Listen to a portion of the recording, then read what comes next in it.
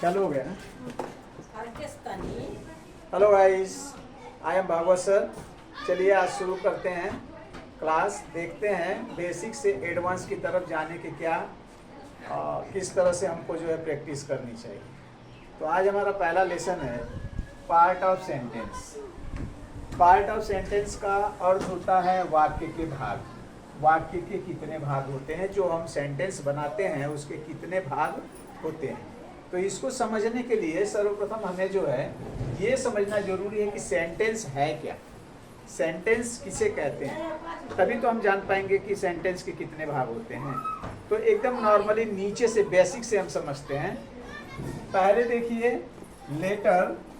Letter का मतलब अक्षर होता है, जो हम लोगों ने बचपन से पढ़ते आए हैं, A B C D E ऐसे करते हैं जेड तक, और वे 26 होते हैं। इन अक्षरों से मिल करके शब्द बनता है। इन अक्षरों से मिल करके शब्द बनता है जिसे हम वर्ड कहते हैं। वर्ड अक्षरों के मेल से बनता है। मान लीजिए कई अक्षरों को मिलाकर हमने जैसे बना दिया राम, बस, सीता, गीता, एक्सेट्रा, इस तरह से बना दिया। अब ये जो शब्द है, सेंटेंस क्या है? सेंटेंस जो है जैसे अक्षरों से मिलकर शब्द बनते हैं, उसी तरह से शब्दों से मिल करके जो है कि सेंटेंस बनते हैं, जिसको हम वाक्य कहते हैं। जैसे हमने दो शब्दों को यहाँ जोड़ दिया, रिया रीड्स। रिया रीड्स, रिया पढ़ती है, तो ये हुआ सेंटेंस। अब हमें क्या करना है कि इसके विषय में जानकारी लेना है कि पार्ट ऑफ सेंटेंस कितने होते हैं। पार्ट ऑफ सेंटेंस जो है वो दो होते हैं। सेंटेंस के दो भाग होते हैं। आप देख रहे हैं बोर्ड पर दो पार्ट इसके हुए हैं, एक सब्जेक्ट है और एक प्रेडिकेट। सब्जेक्ट का मतलब होता है कर्ता। कर्ता अर्थात उस वाक्य के अंदर जो काम कर रहा है उसको कर्ता कहते हैं, या फिर उस वाक्य में किसी के विषय में कुछ कहा जा रहा है उसको कर्ता कहते हैं। तो ये हो गया हमारा सब्जेक्ट। अब प्रेडिकेट, प्रेडिकेट को हिंदी में हम विधेय कहते हैं, यानी सब्जेक्ट को छोड़कर बाकी वाक्य का जो हिस्सा है वो जो है प्रेडिकेट कहलाता है। तो यहाँ आपने देखा सब्जेक्ट और प्रेडिकेट सेंटेंस के दो हिस्से हैं। अब हम इसको समझते हैं कि कैसे हम पता करेंगे कि सब्जेक्ट और प्रेडिकेट के दो हिस्से सेंटेंस में से कैसे छांटे। तो यहाँ देखिए आपके सामने लिखा है रिया रीड्स अ बुक, यह एक वाक्य है। रिया रीड्स अ बुक, यह एक वाक्य है। अब इसमें हमको देखना है कि सब्जेक्ट क्या है, प्रेडिकेट क्या है। तो रिया रीड्स अ बुक का अर्थात रिया पढ़ती है, तो काम कौन करता है? काम रिया करती है।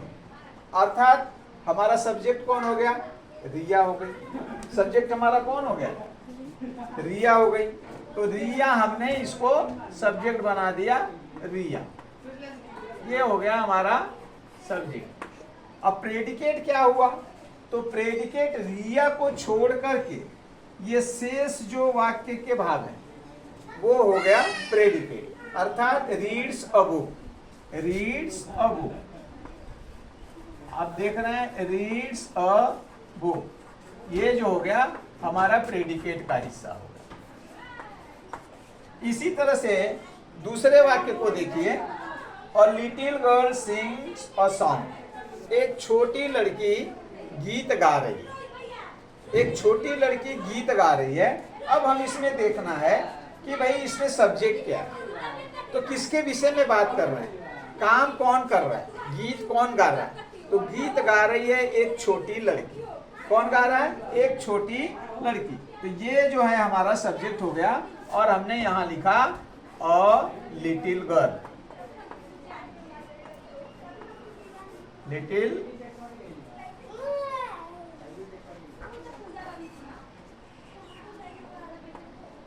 गर्ल। ये जो हमारा सब्जेक्ट के पार्ट है, सब्जेक्ट है।